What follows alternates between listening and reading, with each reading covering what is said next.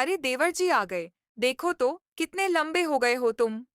मेरी शिल्पा भाभी ने मेरे आते ही मुझे गले लगा लिया और मैं भी अपनी खूबसूरत भाभी को देखते ही उनसे गले लिपट गया।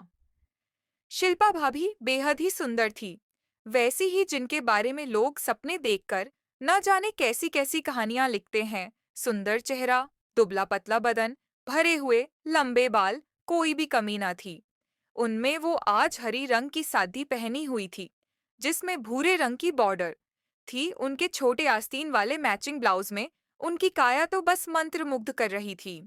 उनके मुलायम वो गले लगाने पर जिस तरह मेरे सीने पे महसूस हो रहे थे, उन्हें छोड़ने का मन ही नहीं कर रहा था। पर मेरी भाभी थी वो, और मुझे उनका सम्मान करना चाहिए। मैं 12वीं की परीक्षा के बाद गर्मी की छुट्टी बिताने शिरीष भैया और शिल्पा भाभी के घर अभी अभी पहुंचा था। शिरीष भैया मुझे स्टेशन लेने आए थे। मुझे उनके यहाँ छुट्टी बिताना बड़ा पसंद था। आखिर शिल्पा भाभी मुझे इतना प्यार जो देती थी।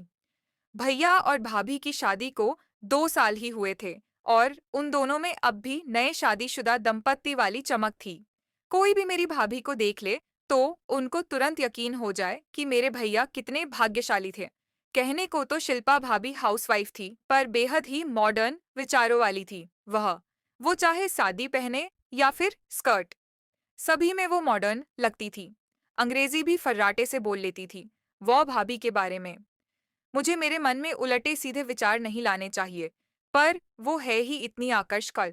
और उनके गले लगाने के बाद, उनके मुलायम को अपने सीने से महसूस करने के बाद तो मन में ऐसे विचार आना स्वाभाविक था कि मुझे जीवन में और भी औरतों ने गले लगाया है, पर शिल्पा भाभी मुझसे ज्यादा करीब से गले मिलती थी।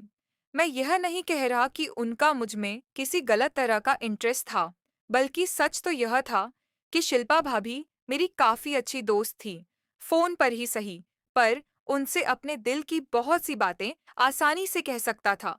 मैं खुले दिल से वो मेरी बातें सुनती और अपनी भी बातें कहती। शायद इसलिए उन्होंने मुझे इतने प्यार से बेफिक्र होकर गले लगाया था, और मैं था जो उनके कोमल बदन के बारे में सोच रहा था। मुझे खुद पर थोड़ी शर्म महसूस होने लगी। वो अब भी मेरा हाथ पकड़ कर खामोशी से मेरी ओर देख रही थी। शिरीष, आज तुम घर जल्दी आ जाना, देवर जी के साथ कहीं बाहर खाना खाने जाएंगे आज, भाभी ने भैया से कहा। हाँ हाँ मैडम, तुम्हारे देवर के साथ साथ वो मेरा भाई भी है, मैं जल्दी आऊंगा, भैया ने कहा। भाभी अब भी खामोशी से मेरा हाथ पकड़ दी हुई थी। फिर भैया भाभी ने एक दूसरे को गले लगाया और भैया को ऑफिस के लिए विदा किया। दोनों में बेहद प्यार है, ऐसा साफ झलकता था। भैया ऑफिस के लिए निकल गए। शिल्पा भाभी मेरा हाथ पकड़ कर उत्साह के साथ मुझे अंदर लेकर आई, जहां टेबल पर मेरे लिए नाश्ता तैयार लगा हुआ था। उन्होंने मुझे बैठाया और खुद सामने बैठ गई। अनुज देवर जी, पेट भरकर नाश्ता कर लो, खाना खाने में समय है अभी। शिल्पा भाभी ने अपने सीने पर सरकती हुई सादी से अपने ब्लाउज को ढंकते हुए मुझसे बोली और फिर बड़ी खुशी से मेरी ओर देखने लगी। भाभी, आप मुझे अनुज बोलो। नग देवर जी, बहुत भारी सा लग रहा है, मैंने कहा। मेरी बात सुनकर वो हंस दी। फिर डाइनिंग टेबल की कुर्सी से पीछे टिकते हुए उन्होंने अपने दाहिने पैर को बाएं पैर पर रखकर उन्होंने अपनी शादी की प्लेट सुधारी और फिर घुटनों पर अपने दोनों हाथ रखते हुए मुझसे बोली। हाँ तो अनुज, सबसे पहले तो मुझे ये बताओ कि प्रिया कैसी है। उससे बात कुछ आगे बढ़ी या नहीं। मेरा ध्यान तो उनके हाथों पर लगी। नेल पॉलिश पर था। कितने सुंदर नाजुक से हाथ लग रहे थे उनके। फिर भी मैंने उनके सवाल का जवाब देने का प्रयास किया। प्रिया मेरी क्लास में पढ़ने वाली लड़की थी। मुझे बहुत पसंद थी, पर मैं उससे कभी बात करने की हिम्मत नहीं जुटा पाता था। भाभी से उसके बारे में बात करने के बाद मैंने प्रिया से कुछ बात करने की शुरुआत किया था। कहाँ भाभी, अभी तो बस थोड़ी ही बात हुई है। उसे तो पता भी नहीं कि मेरे दिल में क्या है, मैंने कहा। अरे, तुम कहोगे नहीं तो उसे पता कैसे चलेगा। तुम यूं ही रहोगे तो मुझे कभी देवरानी का सुख नहीं मिलेगा, भाभी ने बड़े ही नाटकीय अंदाज में कहा। भाभी, आपको पता है ना कि मैं अभी सिर्फ 18 साल का हूँ। आपको देवरानी का सुख बहुत सालों तक नहीं मिलने वाला है। मैंने मजाक में उनसे कहा। हाँ हाँ, पता है, मुझ पर बात अभी से पक्की कर लोगे तो बाद में आसानी होगी, भाभी ने कहा। मैं भी मुस्कुरा दिया। पर इस वक्त मेरे दिमाग में प्रिया से ज्यादा भाभी थी। उस पोल का डॉट वाली साड़ी में वो सचमुच कमाल लग रही थी।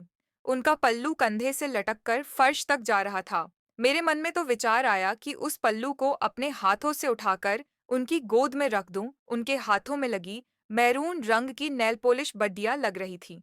दिल में हसरत जाग गई कि काश वो अपने हाथों से मेरे चेहरे को छू ले। तभी भाभी उठ खड़ी हुई और उन्होंने प्यार से मेरे सर पर अपना हाथ फेरा। भाभी, मेरे दिल की बात कहीं सुन तो नहीं रही? मेरे बालों को छूकर वो बोली। अनुज, तुम नाश्ता करो, मैं जरा मशीन में कपड़े धोने लगाकर आती हूँ। ऐसा कहकर भाभी दूसरे कमरे में जाने लगी। जाते हुए उनकी लहराती हुई कमर देखकर तो मेरा मन कुछ बेकाबू सा हो रहा था। हाय, उस साड़ी और ब्लाउज में कितनी दमक रही थी वो उस पर। मन में काबू करते हुए मैंने नाश्ता किया। नाश्ते के बाद मैं बाहर के कमरे में सोफे पर आकर बैठ गया। अपना फोन निकालकर मैं कुछ मैसेज करने लगा। तभी भाभी वापस आ गई और धम्म से मेरी बगल में आकर सोफे पर पालती मारकर बैठ गई। उनको अपने इतने करीब पाकर मैं थोड़ा सा संकुचा गया। उनके पैर मेरी जांघों को छू रहे थे और उनकी सादी का पल्लू मेरी गोद पर था। मुझे अंदर से कुछ कुछ हो रहा था। मेरी ऐसी कोई इच्छा नहीं थी, पर तन पर काबू न था। मेरा भाभी अब मेरे और करीब आ गई। उनकी बाहें मेरी बाहों को अब स्पर्श कर रही थीं। भाभी मेरे साथ हमेशा से ही ऐसी थी। हम दोनों में काफी अच्छी दोस्ती थी। हम सभी तरह की बातें किया करते थे। कभी भाभी का भैया से झगड़ा हो जाए तो वो मुझे तुरंत फोन लगाती थी। वो कहती थी कि भैया और मैं एक ही तरह के हैं, इसलिए मुझसे बात करके उन्हें समझ आ जाता था कि भैया को कैसे मनाया जाए। मुझे तो यकीन नहीं होता था कि भैया मेरी तरह हो सकते हैं, क्योंकि भैया मेरे प्रति काफी स्ट्रिक्ट थे। बस पढ़ाई और काम की ही बातें करते थे। पर भाभी और मेरे बीच की यही दोस्ती थी, शायद जिसकी वजह से हमारे बीच शारीरिक दूरी बहुत नहीं होती थी। भाभी मुझे निसंकोच कभी भी कहीं भी छू लेती थी। उन्हें शायद ध्यान भी न होता था कि उनके शरीर के अंगों का स्पर्श पाकर मेरा क्या हाल होता है। कभी कभी तो लगता था कि भाभी मुझे अपना देवर कम सहेली ज्यादा समझती थी। अनुज जी, मुझे जरा प्रिया की तस्वीर तो दिखाओ, भाभी ने अपनी कोहनी से मुझे छेड़ाते हुए कहा। भाभी, मेरे पास प्रिया की कोई तस्वीर नहीं है, मैंने भी अपने हाथ से उनके हाथों को पीछे धकेलते हुए कहा। इस दौरान मेरी कोहनी उनके उससे लगकर दबा गई। मैं तो उनके उसको स्पर्श पाकर शर्मा गया, पर भाभी को कोई फर्क न पड़ा। वो तो मेरे और पास आ गई। उनका चेहरा मेरे चेहरे के बिल्कुल बगल में था और उनके वो मेरी बाहों से दब रहे थे। वो बोली, अरे, अब झूठ ना बोलो अनुजा, इंस्टा पे तो तुम्हारी दोस्त होगी वो। अब तुम दिखाते हो या मैं ही तुम्हारे फोन से देख लूं? मैंने आखिर उन्हें अपने फोन पर प्रिया की फोटो दिखा ही दी। हाय, कितनी सुंदर लड़की है। तुम दोनों की जोड़ी बहुत सही लगेगी। मेरा तो दिल कर रहा है कि अभी जाकर तुम्हारी शादी की बात शुरू कर दूं। भाभी बर्थडे उत्साह से मेरे हाथों से फोन छीनकर फोटो देखते हुए बोली। भाभी, शादी? अभी से? बात तो होने दो पहले। मैंने जवाब दिया। ठीक है बाबा, कॉलेज के बाद शादी कर लेना, पर जो भी कहो लड़की बहुत सुंदर है, भाभी ने कहा। वो अपनी कातिल निगाहों से मेरी ओर देखने लगी।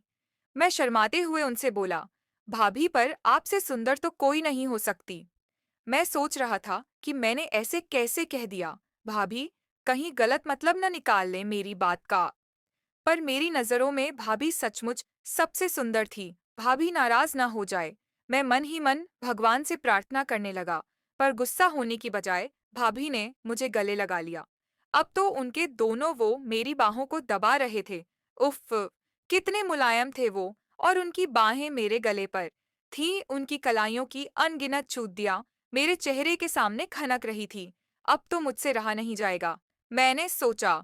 उनके भरे हुए होंठ भी आंखों के सामने ही दिख रहे थे, पर कुछ ही सेकंड में वह खुद ही पीछे हो गई। और उन्होंने मुझसे कुछ देर कमरे में आराम करने को कहा। मैं अब दूसरे कमरे में आ गया था, जहां मेरे ठहरने का इंतजाम था। मुझे यहां आराम करना था, पर भाभी का स्पर्श ऐसे कैसे भूल सकता था। मैं ऊपर से कमरे में भाभी की बद्दी बद्दी तस्वीरें लगी हुई थीं। मेरी आंखों में नींद न थी, दिल में बस एक ही बात चल रही थी। क्या भाभी से आज मैं वो बात कर ही लूं जो न जाने कब से मेरे मन में है। जब से भाभी से दोस्ती हुई है, दिल यही कहता रहा है कि भाभी से बोल ही दूं। शायद भाभी मेरी बात समझकर बुरा भी नहीं मानेगी, पर उन्होंने भैया से कह दिया तो मुझे भैया से बड़ा डर लगता है। मेरी एक बात की वजह से हमारे रिश्ते हमेशा के लिए खत्म न हो जाए। कहीं कमरे में कुछ देर बिस्तर पर उलट पलट कर मैं उठ खड़ा हुआ। मैंने सोचा कुछ देर भाभी से ही बात कर ली जाए। मैं भाभी के कमरे की ओर बढ़ा। अंदर झांक कर देखा तो भाभी आईने के सामने शायद तैयार हो रही थी। उनके लंबे बाल खुले हुए थे अब। उन्होंने अपने बालों को एक तरफ किया और फिर अपनी सादी के पल्लू पर पिन लगाने लगी। उनकी नग्न पीठ अब साफ दिख रही थी। उनका ब्लाउज पारदर्शी था, जिसमें उनकी सफेद ब्रा साफ झलक रही थी। मुझे लगा अनजाने में ही सही, शायद मैं कुछ गलत कर रहा हूँ। उनका तन मुझे उतावला कर रहा था और मैं अपने मन को काबू करने की कोशिश कर रहा था। भाभी ने तभी टेबल से एक पिन उठाई और अपनी साधी में कमर के नीचे प्लेट पर लगाई। मुझे जल्दी ही कुछ कहना होगा, मैंने सोचा। भाभी अपने में मशगूल थी। उन्होंने टेबल से एक छोटा सा पर्स उठाया और कंधे पर पल्लू को सरकाती हुई बस पलट ही रही थी। तब मैंने हिम्मत करके कहा, भाभी आप कहीं जा रही हो? मुझे लगा कि मुझे अचानक सामने देखकर भाभी डर ना जाए, पर वो निश्चिंत होकर बोली, मैं सोच ही रही थी कि तुम वहां खड़ी ढीढ़े ही रहोगे या कुछ बोलोगे भी। बहुत शर्माते हो तुम, अनुजा। फिर थोड़ा नैन मटकाते हुए वह बोली, सोच रही थी कि तुम्हें मॉल घुमाने ले जाऊं, क्योंकि तुम्हें तो कमरे में नींद नहीं आ रही थी, और फिर मॉल में ही तुम्हें खाना भी खिला देती। अब बताओ मैं ठीक लग रही हूं ना इस शादी में, या मुझे बदलने की जरूरत है? मैं तो उन्हें बस देखते ही रह गया। उन्होंने अब भी वही सादी पहनी हुई थी, पर खुले बालों में और भी कमाल लग रही थी। भाभी उनकी उम्र 23 साल की थी और उनकी जवानी खिलकर दिखती थी। मेरे सामने भाभी कुछ ज्यादा ही सहज थी और उनकी यही सहजता मुझे उतावला करती रहती थी। मैं मन ही मन सोच रहा था कि भाभी से मिलने से बेहतर तो उनसे फोन पर बात करना है। उनका बदन देखते हुए तो मैं कभी उनसे अपने दिल की बात ही नहीं कर सकूंगा। न चाहते हुए भी मेरा ध्यान उनके उस पर जा रहा था और मेरी में भी हलचल होने लगी थी। आप बहुत अच्छे लग रहे हो भाभी। काफी देर के बाद मैंने उन्हें जवाब दे ही दिया। भाभी ने मेरी ओर देखा, फिर पर्स को बिस्तर पर फेंकते हुए वो बैठ गई। उन्होंने मुझे पास बुलाते हुए कहा, क्या बात है अनुज, तुम मुझसे कुछ कहना चाहते हो? मैं वहीं खड़ा रहा, मन ही मन सोच रहा था कि यही मौका है भाभी से दिल की बात करने का, पर न जबान ने साथ दिया और न ही मेरे कदम आगे बढ़े। भाभी ने मुझे फिर हाथों से इशारा करके बुलाया। मैं धीरे धीरे चलकर उनकी बगल में आकर बैठ गया। बोलो क्या कहना चाहते हो? भाभी ने मेरा हाथ पकड़ डच लिया। उनके मुलायम हाथों को स्पर्श मेरे लिए कुछ कहना और मुश्किल कर रहा था। मेरी नजरें उठ नहीं पा रही थीं। उठकर बस उनकी गहरी सांसों से ऊपर नीचे होते उस पर जाकर रुक जाती। भाभी मेरे जवाब का सब्र के साथ इंतजार कर रही थी। आखिर मैंने कह ही दिया, भाभी, मैं आपकी तरह दिखना चाहता हूँ। मैंने भाभी से ज्यादा और कुछ न कहा। मैं जानता था कि मैं भाभी की तरह ही आकर्षक महिला बनना चाहता था। उनकी सादियाँ, उनके ड्रेसेस, उनकी स्कर्ट्स, उनकी तरह कपड़े पहनकर इठलाना चाहता था। और इस दुनिया में भाभी की तरह कोई और करीब नहीं था मेरे, जिससे मैं यह बात कह सकूं। पर मैं सिर्फ इतना ही कह सका, मैं आपकी तरह दिखना चाहता हूँ। इसके बाद मुझे लगा कि भाभी मुझसे बहुत सवाल करेगी इस बारे में, पर वो कुछ न बोली। न जाने वो 5 सेकंड थे या 15 मिनट, पर वो पल अनंत काल सा प्रतीत हो रहा था। मैं बेसब्री से इंतजार कर रहा था कि भाभी कुछ बोले। चिंता में मेरे तन की हलचल भी खत्म हो गई थी। तो क्या लगता है आप लोगों को, क्या होगा भाभी का रिएक्शन? ये जानने के लिए अगले पार्ट का जरूर इंतजार करें।